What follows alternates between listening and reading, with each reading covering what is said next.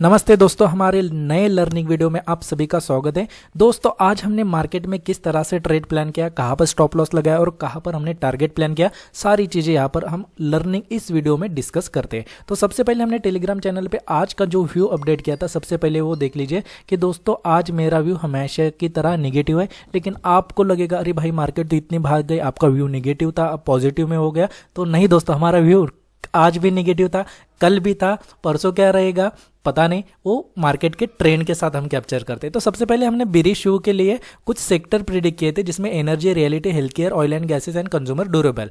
और इनमें से सिर्फ हमें किसी एक में काम करना था। ध्यान में रखिए, हम स्टॉक को सिलेक्ट नहीं करते, हम करते हैं सबसे पहले सेक्टर को सिलेक्ट, और उस सेक्टर में हमारा one rule one tool concept जो है, one rule one tool trading strategy का जो कॉन्सेप्ट है उसको अप्लाई करते हैं और उसके अकॉर्डिंग ही ट्रेड प्लान करते हैं। तो इसमें से हमने ओनली एनर्जी सेक्टर एक ही सिलेक्ट किया। ध्यान में रखना, व्यू में तो इतने में बिरिश था, लेकिन एनर्जी क्यों किया उसका भी रीजन बताता हूं। क्योंकि वो हमारे वैलिडेशंस के रूल में फुलफिल हो रहा था। अब ये वैलिडेशंस क्या है, तो ये हमारा जो कॉन्सेप्ट डिजाइन जिस तरह से हमने किया है, जिस पर हमने बैक टू बैक प्रैक्टिस की है रियल ट्रेड से, तो उसके अकॉर्डिंग वो कंडीशन सिर्फ एनर्जी में मैच हो रही थी।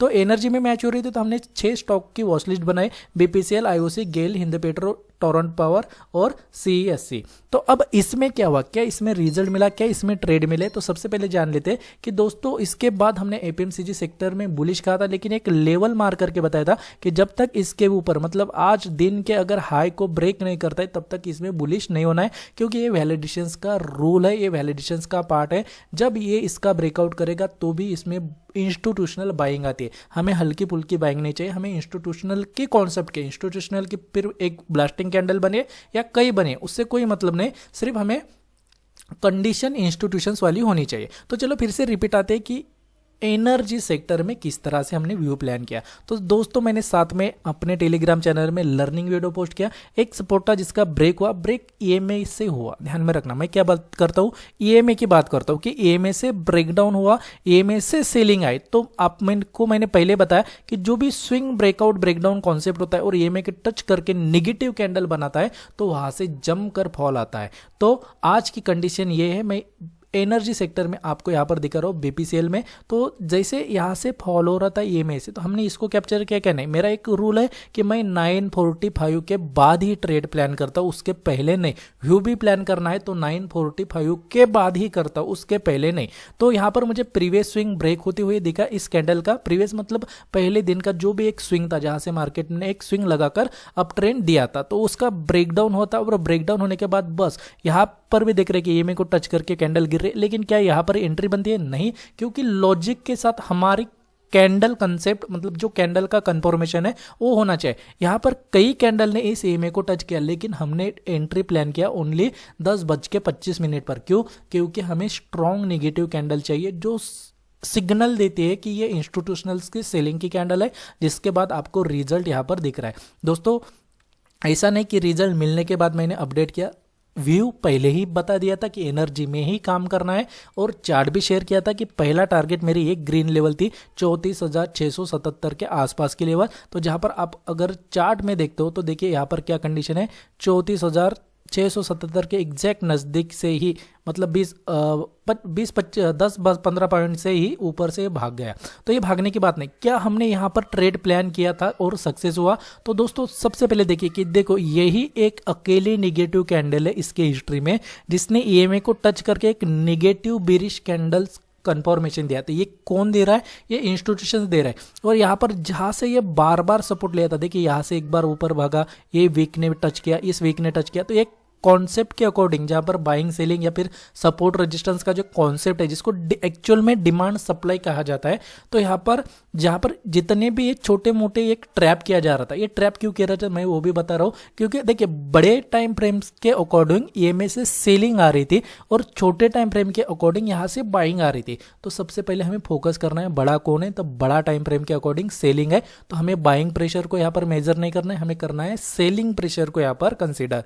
तो हमने सेलिंग प्रेशर को यहां पर कंसीडर किया। अब क्या है कि इसमें simple one rule one tool concept है कि ईएमए को टच करके हमें एक नेगेटिव कैंडल चाहिए जो 10 25 मिनट को बनी और जिसने हमें ये रिजल्ट दिया। तो जो 6 स्टॉक थे उसमें से हमें कौन से स्टॉक ने टारगेट दिया वो भी यहाँ पर डिस्कस करते हैं। तो उसमें से सिर्फ अकेला बीपीसीएल था जिसने हमें टारगेट दिया। तो दोस्तों कैसे, तो सबसे पहले देखिए कि एनर्जी सेक्टर ने 10:25 की कैंडल इंस्टीट्यूशनल सेलिंग कैंडल बनाई थी और बीपीसीएल ने भी 10:25 की इंस्टीट्यूशनल सेलिंग कैंडल बनाई थी। सेम टाइम फ्रेम में 5 मिनट में, सेक्टर ने भी 5 मिनट में बनाया और स्टॉक ने भी 5 मिनट में बनाया। बस इसी का मौका हमने उठाया, जहां पर बिल्कुल इसके क्लोजिंग पर एंट्री लिया, हाई पर स्टॉप लॉस लगाया। ये गलत हो गया, ये वाला शॉर्ट पोजीशन है या इस तरह से, तो हाइपर स्टॉप लॉस लगाया और यहाँ से हमारा जो 1:2 का रिस्क रिवार्ड प्लान होता है जो ऑलमोस्ट टारगेट डन। अभी उसके बाद क्या, ये ऊपर गया, हमें टारगेट मिलना चाहिए और वो भी हमारे सेटअप के अकॉर्डिंग मिलना चाहिए। ऐसा नहीं कि कोई भी सेटअप पे हम काम किया, EMA को टच किया तो सेल कर लो, बाय कर लो, ऐसा नहीं है।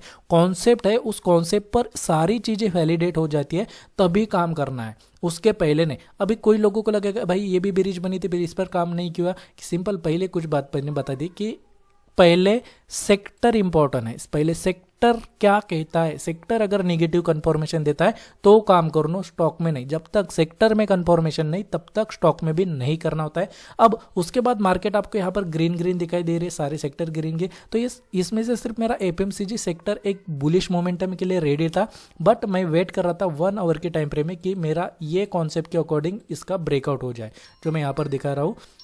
ये क्योंकि यहाँ पर सेलर्स अवेलेबल है, यहाँ से हल्का सा बुलिश भी होता है और यहाँ तक चला जाता है तो ठीक है, वो चल जाएगा, कोई दिक्कत नहीं।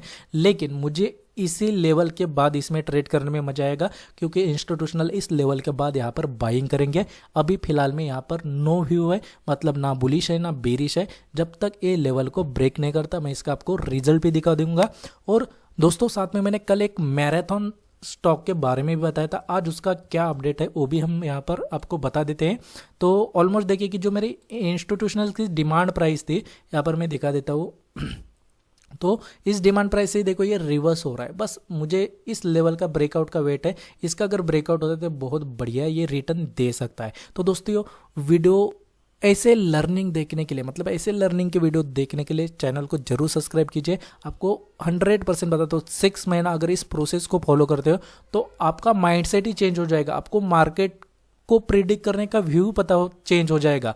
मतलब कि आपको सिर्फ एक रीजन मिलेगा कि मैं ट्रेड कर रहा हूं तो क्यों कर रहा हूं, उस ट्रेड का मेन रीजन क्या है। जब आपके पास वैलिड रीजन रहेगा ना ट्रेड करने का तो आपके टारगेट सबसे ज़्यादा हिट होंगे, लॉस नहीं होगा। लॉस होगा भी तो भी टारगेट से वो छोटा सा रहेगा। ऐसा मान सकते हैं कि 30% ट्रेड आपके लॉस हो सकते हैं, 70% ट्रेड आपके प्रॉफिटेबल ही होने वाले हैं, क्योंकि ये मेरा खुद का एक्सपीरियंस है। आप अप्लाई करके देखो, नहीं अप्लाई कर सकते तो सिर्फ हमारे चैनल को, ये हमारा नहीं, ये अपना चैनल है, हम सबका चैनल है, इसको फॉलो करो। आपको सारी कंडीशन समझ में आ जाएगी कि इतना बड़ा मोमेंटम आया, मार्केट नीचे भी गिरी ऊपर भी गई, लेकिन जब हमारा टारगेट हिट हो गया उसके बाद हमने कहा था कि 15 मिनट में पुल बैक में अगर सेटअप बनता है तो काम करेंगे, लेकिन सेटअप बना ही नहीं। तो हमारा ना कोई अपडेट आया ना कोई आपको यहाँ पर बताया गया है।